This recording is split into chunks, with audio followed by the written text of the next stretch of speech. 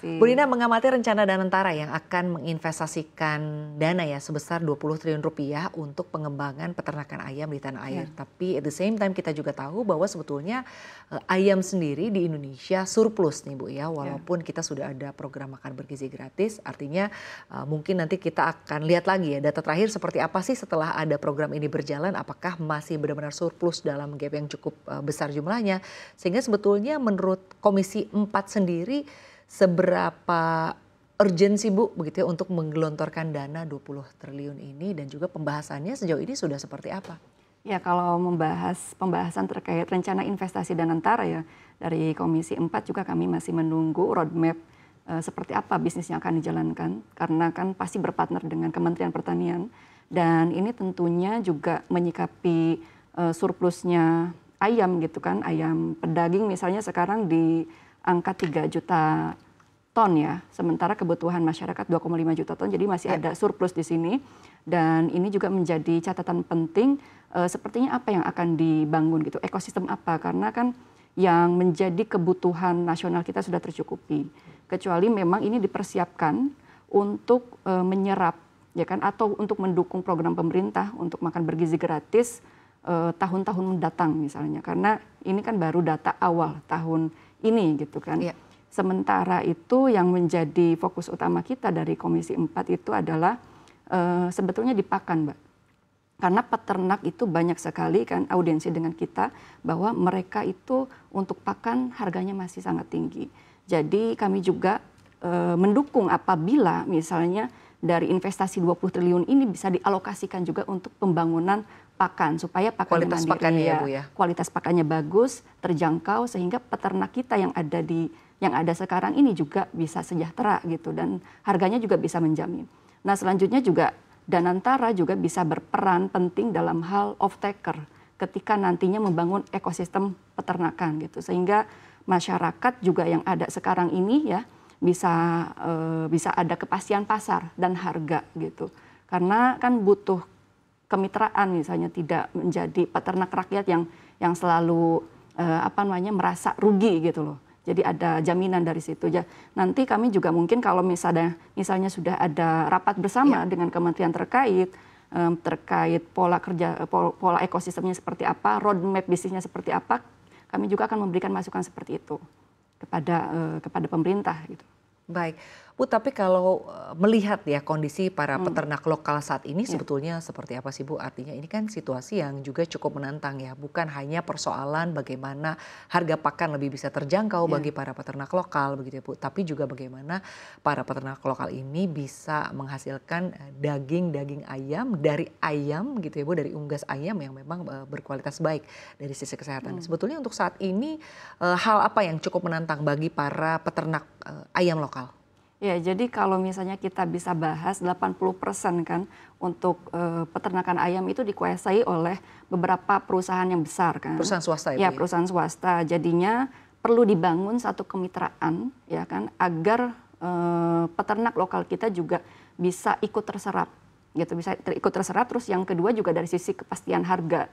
Itu sehingga ketika harga pakan naik misalnya bahan bakunya dari jagung atau kedelai naik, mereka tidak ikut. Tidak terlalu terdampak juga. Tidak terdampak juga gitu. Terus yang kedua juga kan kalau misalnya kita membaca peternak lokal sekarang ya mungkin baru sekitar 10-20%. Sisanya kan memang dikuasai oleh beberapa perusahaan besar gitu kan yang menguasai peternakan ini.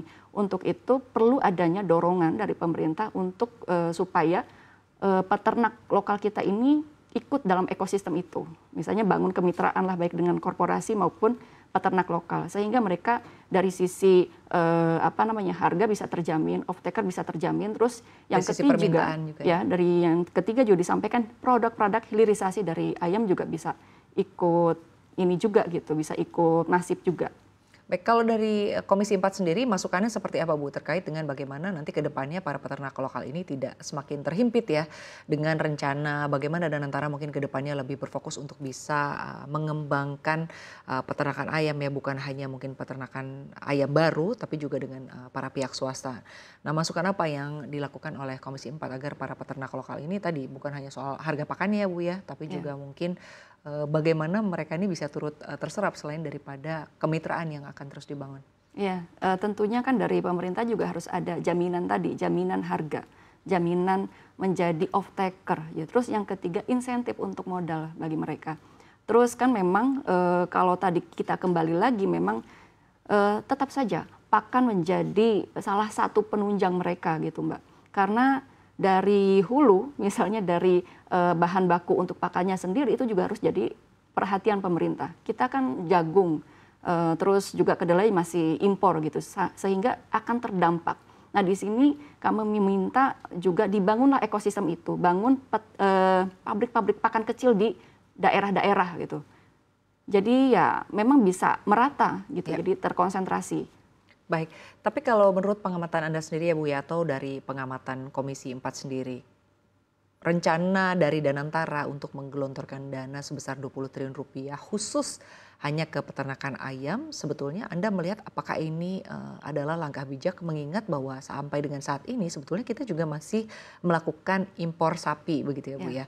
Nah, apakah angka ini cukup artinya cukup bijaksana ya Bu ya di situasi seperti saat ini, artinya tidak terbagi kepada sektor-sektor yang lain bukan hanya peternakan ayam saja begitu? Iya, di sini juga kita harus menyikapi dengan baik ya karena memang yang menjadi concern kita dalam hal ketahanan pangan itu adalah ketahanan kita dalam hal memproduksi protein hewani gitu. Karena kan kalau kita bisa melihat kan ayam surplus gitu kan.